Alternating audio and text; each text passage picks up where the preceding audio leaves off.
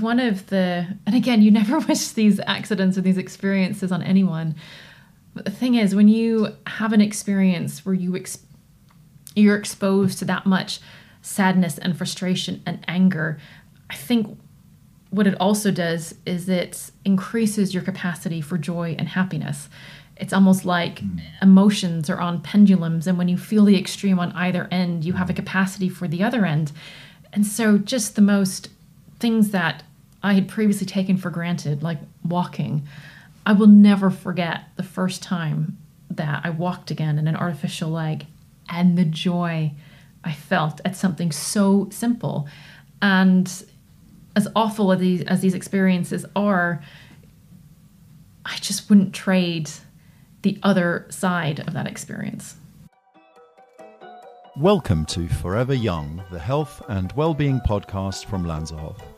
My name is Mario Pederzoli, and in every episode, join me in conversation with a variety of health experts and special guests as we explore what it means to live well. We may not find the secret to eternal youth, but join me on our quest as we explore just what it means to live a balanced, healthy, and happy life. Hello again and welcome. Well, in today's show, we take a closer look at the theme of resilience and dealing with adversity. And we all make plans, it's our human nature, but every now and again, life takes an unexpected turn, turning our world upside down. And so when something potentially life-changing happens, how do we react? Do we approach the process of overcoming adversity as a learning opportunity, or do we allow it to throw us off our game? And adversity strikes all of us, whether it's challenges in the workplace, in our relationships, or with our physical and mental well-being. However, the responses differ from person to person. Many simply struggle to keep it all together, often affecting every area of their lives. However, there are those who always seem to find a way, managing to navigate their way around the roadblocks that would stop others in their tracks. Rather than fighting against it, almost embracing the chaos of life and making the most of it. Which leads me to today's very special guest, and her achievements are astonishing. She's a 3-time Paralympic medalist, 5-time world record holder, and a world champion track and field athlete. Her story is powerful and inspiring, so much so, she was rewarded with an MBE in 2018 for her services to Paralympic sport before retiring earlier this year. But my guest does not like to keep still. She's a qualified biochemist. She's an actor, broadcaster, TED Talk speaker, business coach, catwalk model. She was a finalist on Celebrity MasterChef. Oh, and she also skated beautifully in ITV's Dancing on Ice, using a modified leg as a skating blade. And so it goes on. So look, we're just going to have to stop there because we're running out of time. Welcome to the show, Stef Reid. Oh, you've made me blush with that intro. I enjoyed watching you blush, actually. But it's you know what, it's always fun to look back and just see, oh, right, I did all of those things. And it was a lot of fun. You did. Someone needs to remind you. How are you today? Do you know what? I am great. I've actually just come off one of the most amazing Pilates classes I have ever taken. And it's quite fun when you train in so much of my life, I was a power athlete. So you're there and you're doing squats and you're doing power cleans. And then you walk into a class like Pilates, which a lot of it is just body weight. And you think, oh, I'm going to smash this. I'm going to be amazing. And you are on your knees crying because it's so hard. And I really, really enjoyed it. I think a lot of us make that mistake when we walk into Pilates. Yes. And you were in the gym before that.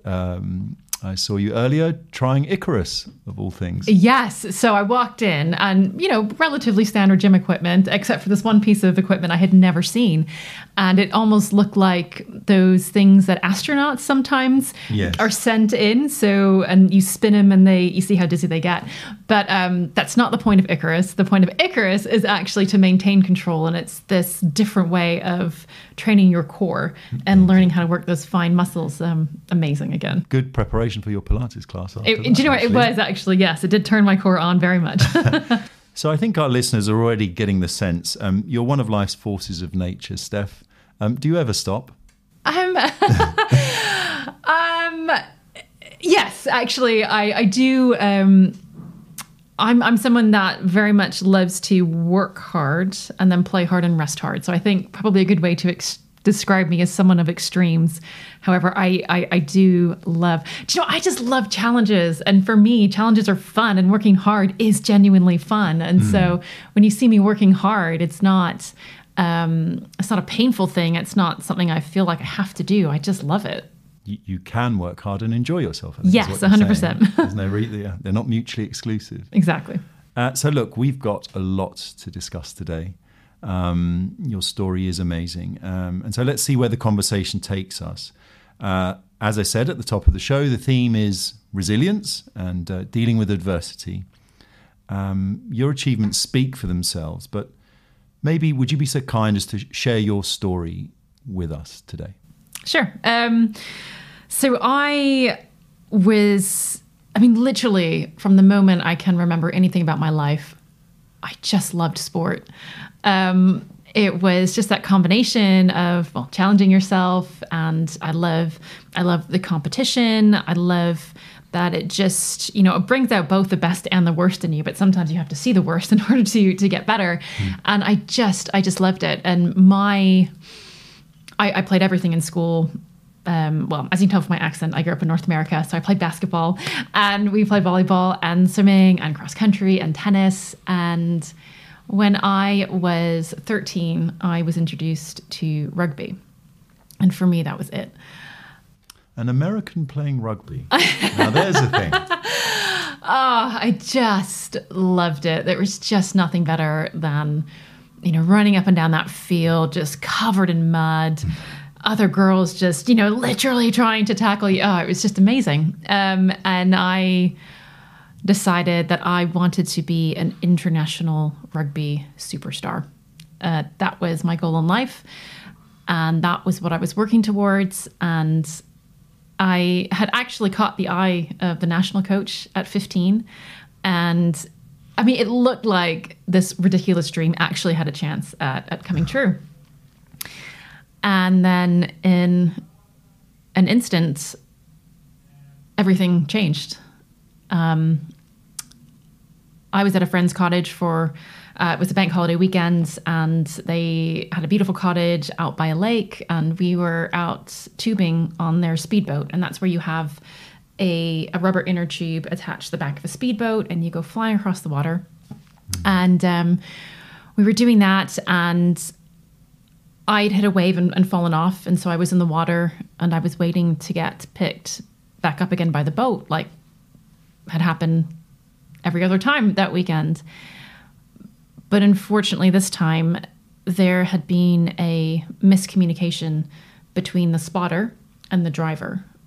And the driver had no idea that I was in the water. And just by coincidence, he started heading towards me. And I knew instantly something's wrong. He doesn't see me. He is coming way too fast. And you try not to panic. And, I assessed the situation. I was a decent swimmer, and I thought, right, I don't have enough time to swim to either side. I'll still get caught in the tow, but my best bet is I will surface dive. I'll get as far below the water as I can. I'll wait for the boat. I will wait for the propellers, to pass over top of me. This is going to be fine. So that's what I tried to do. I just forgot I had a life jacket on, and I couldn't get under. And at that point, it was too late. And at that point, there was nothing you could do except hope for the best. Goodness me. Not sure what to say next. How did you... What happened next? Obviously, your life was saved, and but this must have been so traumatic, not just for you, but for your family and loved ones. Yes, and actually, I'm so glad you said that, because that's what everybody forgets. Yes, this impacted me, but it impacted everyone on the boat. Those are my friends on the boat. It impacts the family. When I surfaced from the water again, I knew how lucky I had been. But I also knew something was wrong. And unfortunately, the propellers did catch me. They caught me across my lower back and my right leg. And I mean, we all knew how serious this was. I mean, it was just, we were miles away from a half decent hospital. There was way too much blood. And it really was a miracle that I survived. I didn't have any spinal damage, which was amazing. I had no permanent internal injuries.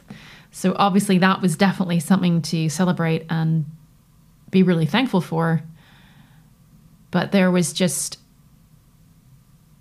I mean, there's nothing that, my mom walked into my recovery room and there's nothing that can prepare you for someone telling you that your foot has been amputated. Unfortunately, there was nothing they could do to save it. And my immediate thought in that moment was, but how am I going to play sport if I can't run? And my fear was that I did not want to sit on the sidelines for the rest of my life watching everybody else fulfill their dreams around me. And that was a really hard part to wrap your head around. You had these amazing plans, and suddenly, through no fault of your own, it is all gone, and there's absolutely nothing you can do about it. And that was a clincher for me, because I had believed my whole life, if you work hard enough, you can achieve anything. You think you have a degree of control over what's going to happen. And now I was in this situation. There was absolutely nothing I could do to get that foot back. It was gone. That wasn't going to change. So the only option was for me to change. And I wasn't such a fan of that option. No. And how long was that period of convalescence and rehabilitation to the point where you were able to resume some degree of normality? And obviously beyond we can talk about shortly, but that period there, how long did that take? I guess, I mean, there's so many different ways in which you heal and your body heals. And I think immediately the most important thing was just finding a way to wrap your mind around it. And I mean, people see me now and they think, oh yes, you're really happy and you've dealt with it really well. It must have been really easy. And it wasn't. There was a period after the accident where, to be honest, I didn't really know if I wanted to experience life as an amputee. I didn't know anything about disability. I didn't know what my life was going to look like. And I didn't want to see visitors. I wasn't eating. I didn't want to do anything. I had just lost any sort of motivation or drive or spark. And that is a scary and dangerous place to be. And it was actually through the help of 7 days after the initial accident, nurse Claudette, she was one of the nurses on the ward. She walked in and she had breakfast. And as per usual, I wasn't eating. I just said, I don't feel like eating today. And I kind of just closed my eyes, hoping she'd get the hint and just leave, because I just wanted to wallow. And when I kind of opened up my eyes again to see if she was gone, she was still, she was right there and she was looking at me and she said, very gently, but very firmly, Stephanie, it is time. It is time to move on. Others have done it, and you can too. Goodness. Yes, that was my reaction. I mean, I was kind of, one, I was shocked, and two, I thought, I feel like she's judging my pity party, which I have earned.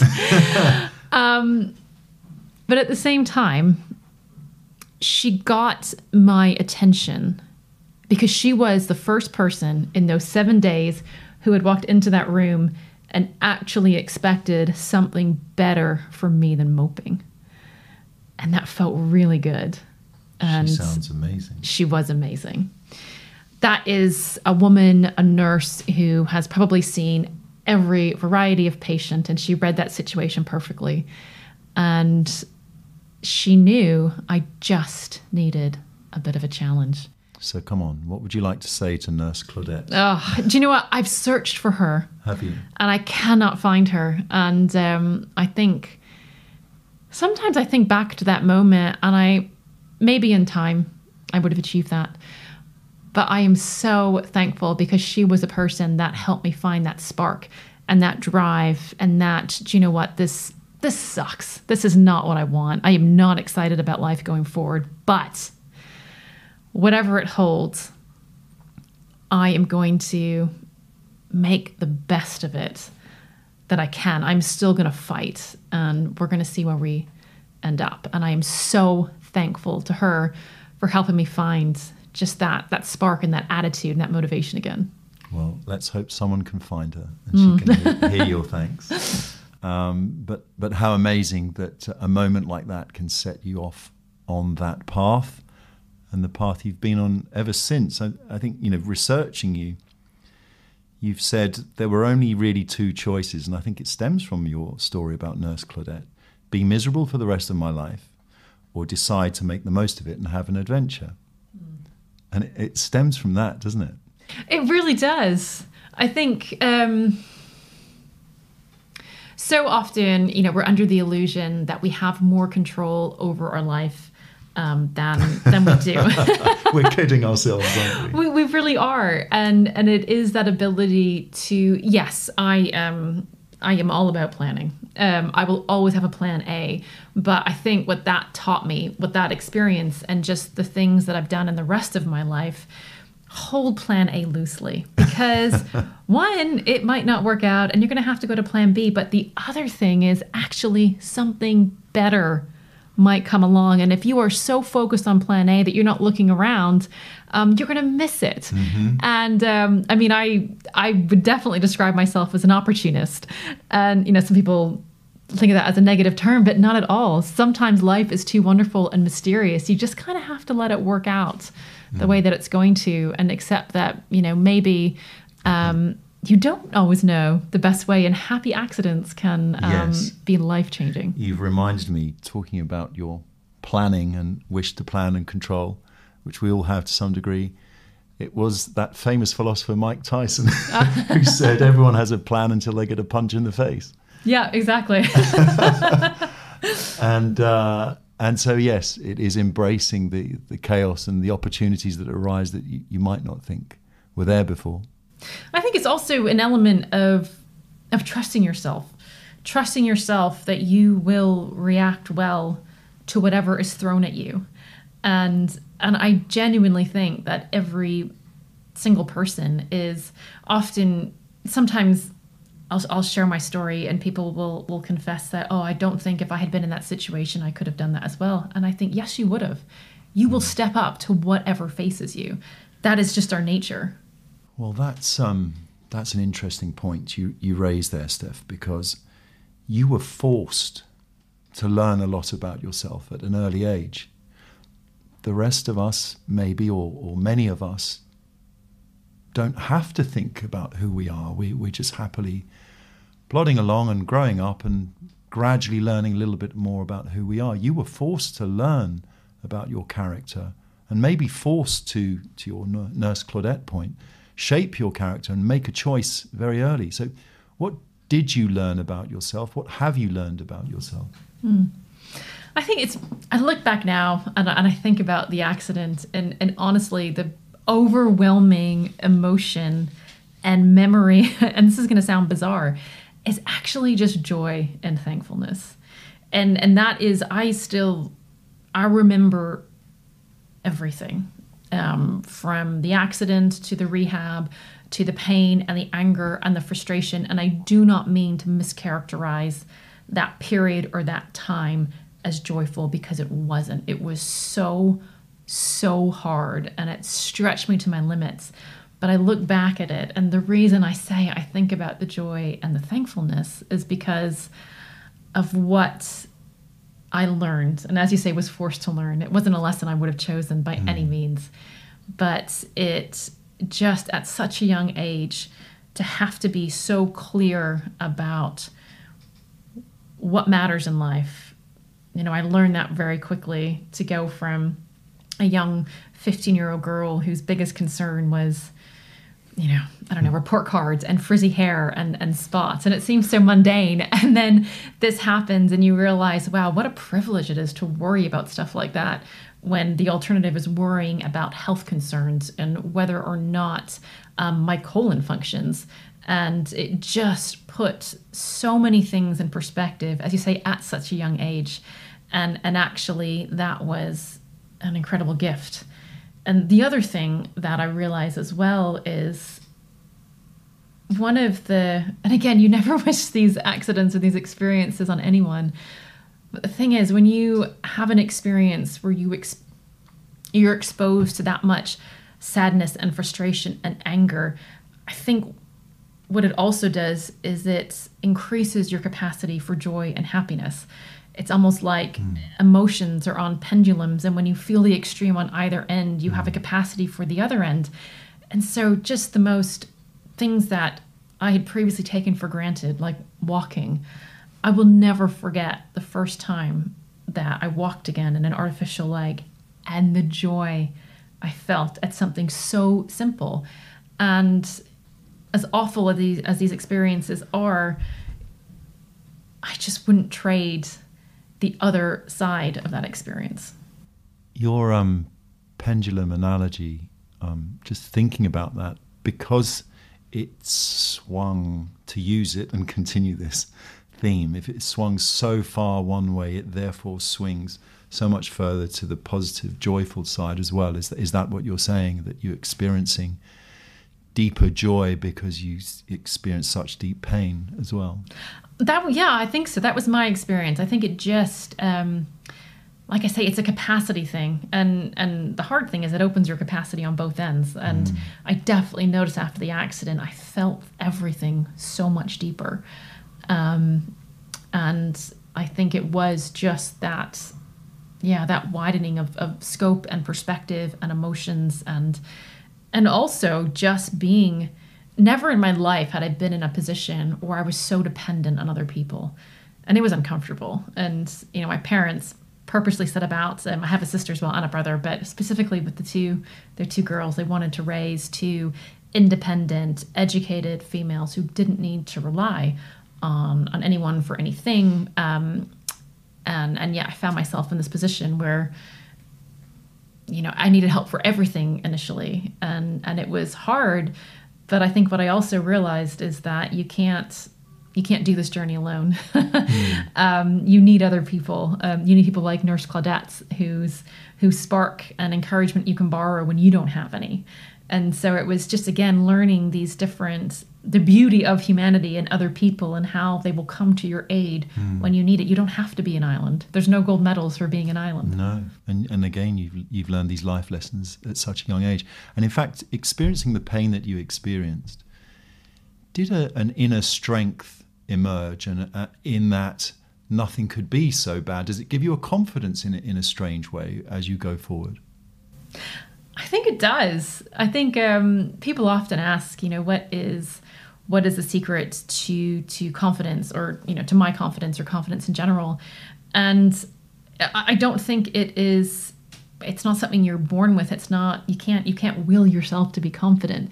It actually is just a product of experience.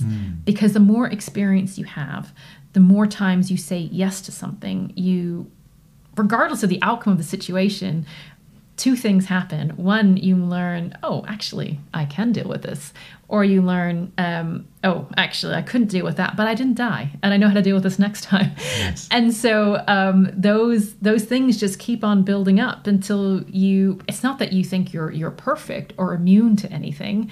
You just always know, I can deal with this. And even if this means I've made a mistake, I can go back and fix it and I move on. And nobody likes to put themselves in those situations because it's uncomfortable and it's uncertain.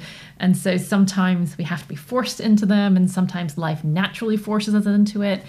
And but I think the big secret is for those people who not only take, the natural things that come from life, but are willing to submit themselves and say yes to those opportunities. and just think, you know what? I don't know how this is going to turn out, but let's just give it a try. Well, so putting all of that together, including your now newfound mental strength and resilience and overcoming adversity, and being the sporty person that you were very well equipped for your then career as a Paralympian. And it wasn't just a flash in the pan. It was 18 years as a Paralympian. We said at the top of the show just what you've achieved in that stellar career. Did you, coming back to plans, did you plan for that success? You must have built a team around you. Tell us about your career. So one of my biggest, after losing my leg, I knew I wanted to go back to sport. I didn't know in what capacity, but I wanted to get there. And actually 8 months after the accident, I was out on the rugby field again. And, I had this vision of this glorious return I was going to have, and it was going to be amazing. I was a scrum half and, loved controlling the game. I loved scoring and that sort of thing. The reality was very different. It was very painful to run. When you lose your foot, you're now running on skin and bones that weren't designed to take that kind of pressure. Literally 2 minutes in, I was purposely running on the other side of the field because I knew my coach could see me limping and she was going to drag me off. So I stayed over there as long as I could so I could realistically have not hurt her. But I was in too much pain and it was so frustrating. And that's when, reality kind of crept in, as it does. And again, it was that process of letting go of that dream. And perhaps my future was not going to be in sport. And it was disappointing, but I thought, okay, fine. I can sit here and be miserable, or I can find a different way. And so I thought, well, this drive to train and compete, what else can I invest it in? One of those things was school. I'd always loved school, academia. And so the time that I used to spend doing sports, I then invested into my academics and ended up getting a full academic scholarship to study biochemistry. As one does. And, there were other ways to compete. I joined the chess club and the trivia team and the drama club. I was very cool in high school, as you can tell. And again, it was just, you have to find a different way. And to be honest, I was really happy and that was great. I wanted to be a surgeon and I went off to university and I found a new life and I was loving it. And then about just a few months in, I actually got my first running blade. And I just kind of thought, I wonder how fast I can still run. Which back then was relatively new technology, I would have thought. It was, they'd been around for a few years. It was just that you didn't really get amputees that ran. It just wasn't really a thing. A lot of people didn't really know either about them or how to set them up properly. But I got my hands on one and I just thought, let's just see how fast I can run. And so I went to the university athletics session and just kind of ran with them. I mean, I was nowhere near their standard. It had been a few years. I was unfit and I didn't really know how to run with this blade. But the coach was great. He said, look, I don't know anything about blades, but I can teach you about sprinting. And if you show up every day to the sessions and you work hard, I won't cut you from the team, even if you don't make the travel standard, which I was nowhere near at that time. And that's kind of how it started. And finally, by my fourth year, I made the able-bodied travel standard and was invited to my first international meet. And that was in 2006. And that was the first time I just kind of looked around and thought, could this really be an opportunity or career path? And I'm too curious not to pursue it. You were competing against able-bodied athletes with the times that you were achieving? In university, yes. Yeah. I mean, I was finishing, probably top third. And so, not winning, but doing better than most would have expected. You enjoyed that? Do you know what I did? It was just getting back to that it was fun when you would show up and people would kind of do a double take, and it was kind of like, oh, that's so sweet. Look at her going and competing. And I would think, yeah, but I'm here to win. Do you know what I mean? And it was just fun surprising people and just kind of flipping it on the head. And it was great doing that as well, because it was an educational experience for everybody. And I never took offense to that, because I know, I didn't know anything about the world of disability until I became an amputee. And so for a lot of my career, one of the things I've always, I want to keep doing is just keep educating about the world of disability, because I know what it's like to be able-bodied and not really think about it, because you don't have to. And so I feel like with that experience of spending half my life with one foot in each camp, it can actually be quite helpful. And I suppose your career blossomed in parallel with the growth of Paralympic sport. It is now very much a part of our calendar of sport. In fact, the Commonwealth Games this summer, I think, you'll correct me if I'm wrong, was the first integrated games with able-bodied and Paralympic games happening at the same time, as opposed to separate games.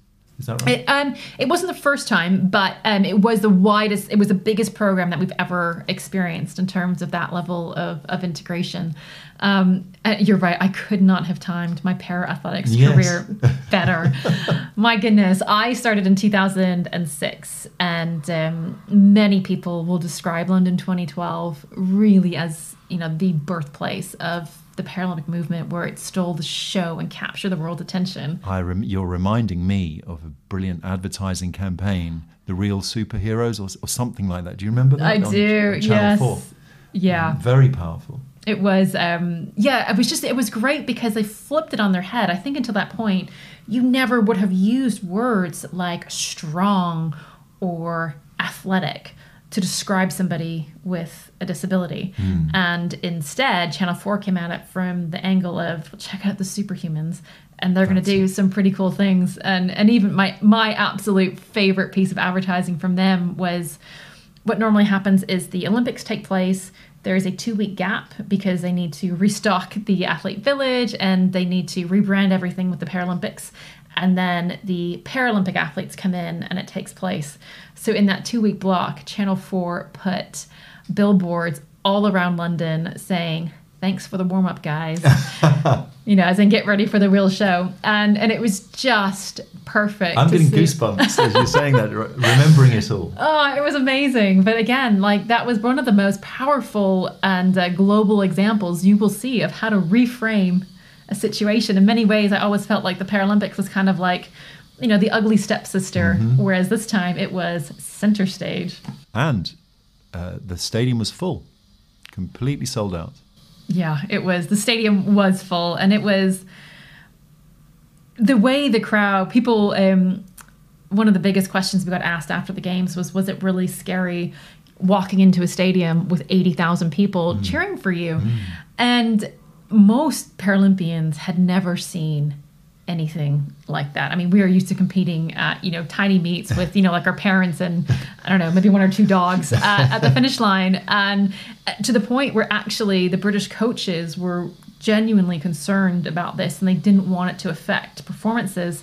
So they came up with this plan to actually send their para-athletes to football games in the summer. They just wanted them to stand on the pitch and just experience what it was like looking around at a stadium, just to get the feel of what it's like in front of an audience. Foresight to think of that. It was very clever. I didn't get the chance to do one of those days, but it was very, very clever on their part. But my experience of walking into the stadium, it wasn't, oh my goodness, look at this pressure, I need to win. It was actually like this, I call it, an adrenaline hug boost.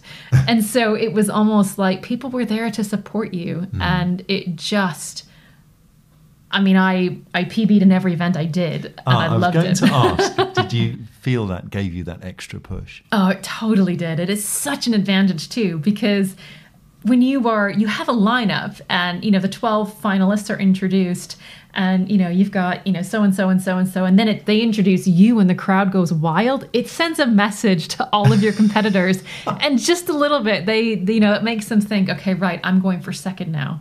And you just stand up as a British athlete a little bit taller and you kind of own the space a bit more. Crowds, environments, your emotions, it makes a huge difference when you compete. Something the rest of us mere mortals will never experience. Oh, you describe that beautifully. I genuinely wish everybody in the world could experience what it's like to have 80,000 people cheer for you as you do what you were born to do. Okay, Steph, don't rub it in. It really is. It's magical, which is why I find it so funny when people will say stuff like, oh, but, when you're growing up or at university, did you feel, were you sad that you were missing out on nights out and that sort of thing?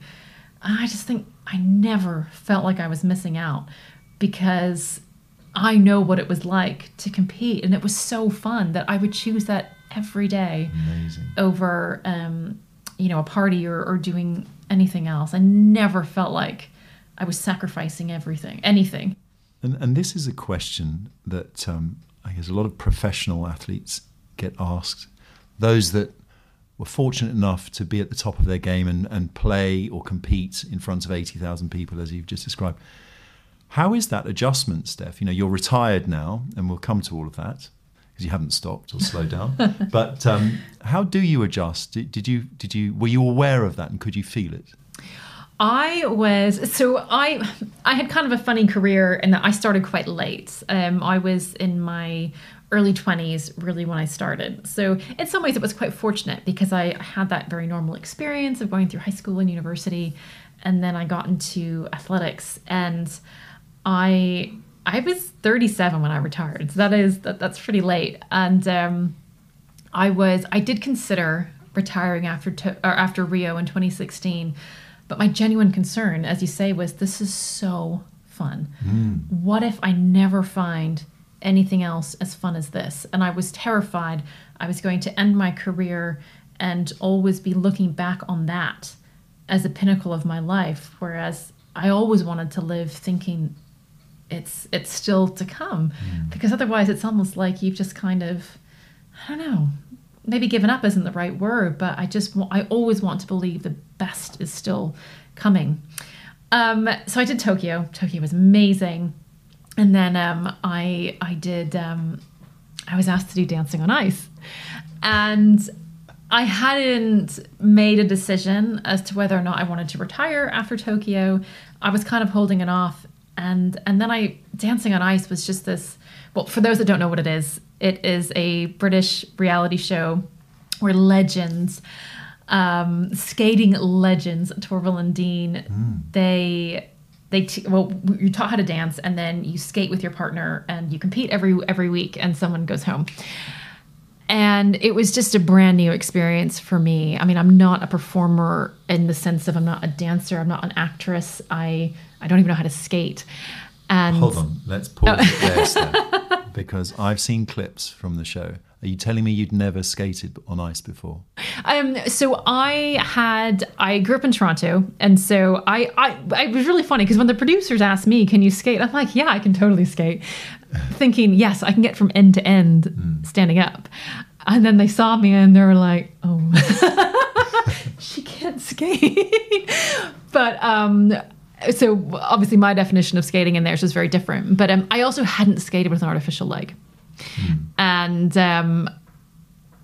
I also had not anticipated how hard that would be in a sport where proprioception and fine balance and motor control of your feet and ankles is really important. And I only had one.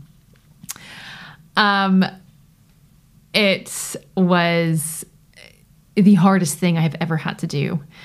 But the thing was doing that and just being exposed to this whole new world of this whole new challenge of performance, I just realized there are other fun things out there in the world. There's a whole, my life as an athlete has been so focused and in this, elite athlete, world-class performance bubble, which I loved, but you are missing out on so many other aspects of life. I say missing out. I made choices. I wasn't missing out. But I realized life is not going to end with sport. There will always be a different challenge. And no matter what I'm doing, I can find a way to challenge myself. Even things like park run. I started doing a park run. And for me, that, I know, okay, no, I'm not in an Olympic stadium. There aren't 8,000 people cheering for me, but it is still an opportunity for me to set a goal and chase it. And I know what I'm going for. And there is a little bit of, maybe a growing up is the right word, in that you are setting your own goal and you're now cheering for yourself. You don't have a coach to do that. You don't have an audience, but in some ways it actually requires a lot more character and determination and resilience. So life is very different, but it's a whole new adventure, and I'm having a lot of fun with it. You are. I can see you haven't stopped smiling throughout this whole podcast. And I think it says everything about your attitude to life. You just embrace it. And I urge our listeners to watch Stef on the Dancing on Ice clips you can find online, because if you're saying you barely skated or you can get from A to B, it's a very graceful performance that you put in. Oh, thank you. I still skate. I absolutely, it was, do you know what? I think it is the hardest thing I've ever come across for me personally. And also it was just what an indulgent and treat as a novice to have 4 months of world-class coaching. And I'm someone who very much appreciates high-level coaching. And I still skate. Yes, in front of Torvill and Dean, of course. But for those of us old enough to remember them, that's what a privilege, an honour that must have been. They actually choreographed one of the dances for us. I actually did a spin lift with Christopher Dean. I'm just going to put it out there. And it was just amazing. But still skating. You may even see me competing as an adult skater, which actually is my goal at one point. Because they have, it's amazing. You can compete as an adult novice. And at some point I'll put together, I think it's a 1.5-minute routine. But do you know what? There is always another challenge in life. Well, actually, well said, because that brings me to another question that I want to ask you. I mean, we've moved on from your Paralympic career to being an ice skater extraordinaire. Catwalk model. Can we talk about that, please? Gosh, so that actually, it's funny talking about how, life just moves on in very strange ways. That happened in the summer of 2015, which actually started in April as one of the most devastating times. I had an awful injury. I was in a gym and squatting and I slipped a disc. And from your expression, discs are just the worst thing. It's the worst injury for an athlete, for a long jumper. And again, for a long jumper with one leg because you have two different inputs to your back, you have a real leg and a blade. Your back is always taking a huge toll because it has two completely different inputs. So this was a devastating injury where nobody actually knew, one, if I would be able to come back from it. But two, how long it would take. It could take 6 months. It could take 3 years. You break a bone, 8 weeks. You mess with your back. You just don't know. So the summer actually started awfully. I was just, devastated, really. And at some point, I just decided, look, very much the same process as when I lost my leg. You can sit here and be miserable. Here we go again. Yeah. Or, Stephanie, you have not had a free summer in how long? Because normally we're competing. And so I just thought, well, right, what can I do this summer? And it actually ended up being the summer that just launched my career outside of athletics. So first thing I did was BBC had this amazing, it's called the Kickoff Sports Reporter internship. So you got this 8-week, you had to apply for it and interview, and it was very competitive. You applied for it? I applied for it and I made it through. And it was this brilliant 8-week boot camp on how to be a broadcaster or a journalist. That was amazing. While I was doing that, I also auditioned at the BBC to be a weather girl, which was hilarious. Did you? Are there any outtakes from that? I I think possibly somewhere online. There definitely are. Oh, it was so fun. But I just had the summer to do all sorts of crazy and amazing things. And one of them was doing the London Fashion Week catwalk. Again, which I never would have had time for, but I thought, why not? But it was actually really nerve-wracking because what we did was I was going to be walking on a very high stiletto heel on one leg, and they actually, a very, very talented lady called Sophie, she, along with my prosthetist, Richard Naveen, they transformed one of my running blades into basically a high heel as well. And the idea was a stiletto, yes. And so the idea was that we were actually going to make the artificial leg part of the outfit. And Lenny Boya designed the outfit, and which was all great, except that I actually had to, not just walk in it. It is already very difficult. If you ever watch somebody in a sprint blade walking in it, most people look at it and just think, does their prosthetist even know what they're doing? They're not even, they can barely walk. But the point is it's to run in, not to walk in. So I was trying to walk down a runway in high heels in a leg that's not designed to walk in, but you can't just walk it. You have to walk it with sass and attitude, and I was terrified the whole time. Yes, that I was going to fall. But it was great. The other women on the walkway, I think they watched me the first time. I thought, we need to help this poor girl out, and so they gave me a lesson. And by the time the show came around that night, we nailed it. I didn't fall over, and it was awesome. But again, it was just a reminder. Look, life may not turn out as you envision it.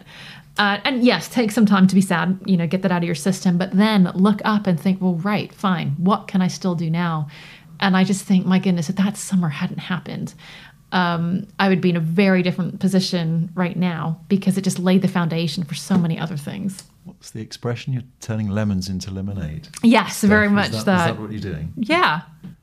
And did you channel your inner diva? Now you're a catwalk model. I can turn it on when I need to. Yes, I can.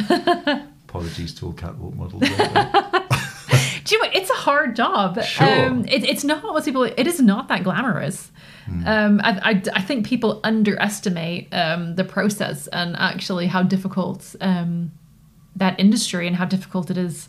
Again, it's just a great lesson. We make all sorts of assumptions about what people do, but until you do their job, you have no idea they're making that look easy.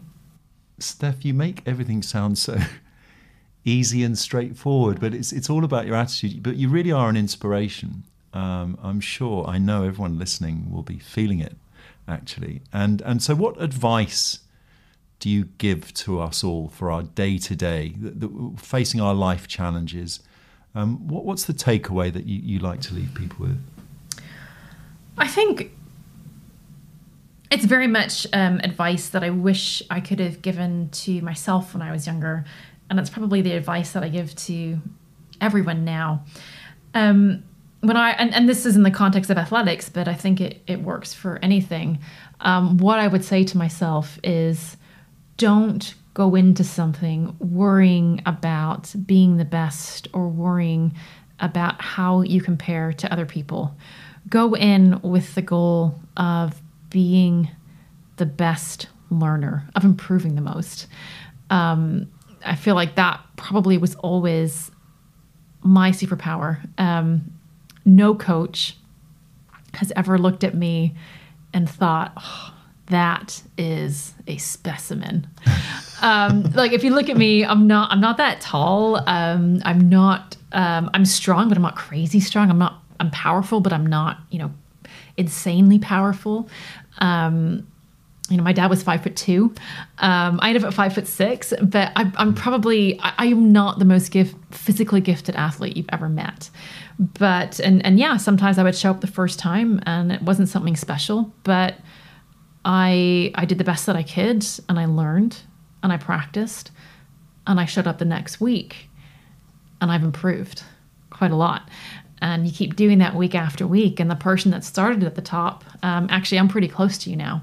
And I'm not going to give up. And I will keep nipping at your heels because, I don't mind failing. I don't mind getting it wrong because that is how I learn. And I feel like that was always my superpower. I'm very good at learning. And I think living life that way is so much more fun than going into things worrying that you have to be perfect. That actually, even though I would describe myself very much as a perfectionist, I want to work to make things as good as possible.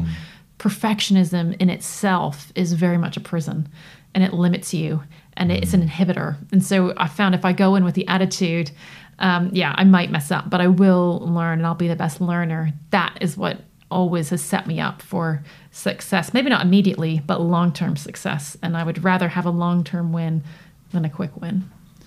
Well, what amazing advice to leave us with. But before we go, what are your future plans, Stef? Is there anything you've yet to achieve that you'd like to try your hand at? So in the immediate sense, it's been quite scary because I'm pursuing my own business at the moment. And so it kind of has 3 different strands. So the first one is motivational speaking and inspirational speaking. The second one is broadcasting. And the third one is executive coaching. And building a business from scratch is hard. So not just one thing, it's 3 things. It is 3 things. But that, again, was intentional because as I've learned in the business world and as we all learned from COVID, things can change rapidly. And so if one thing isn't working, that's okay. I've got something else that I can kind of flip back and forth to. Sometimes it is worth just burning through something, but the other times the best thing is just to stop and maybe take a different direction. So I think when you have 3 different things on the go, it kind of gives you that flexibility to adjust to whatever is working at that time. And I've given myself a year basically to explore and just say yes to everything and see what opens up. And then I'll reassess. But it's been so fun just trying different things out. I've started doing triathlons as well. Of course you have. It's funny. Everyone keeps trying like, oh, you're going to go to the Paralympics for triathlon. I'm like, no, I'm really just doing this for me. I mean, I'll do the best that I can with it, obviously, and I want to improve. And I'm just kind of seeing where things go at the moment.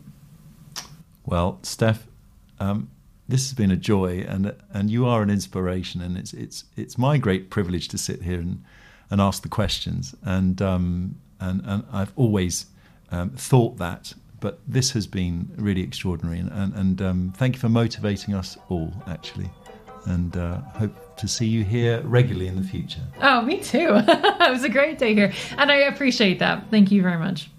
Stef, all the best. See you soon.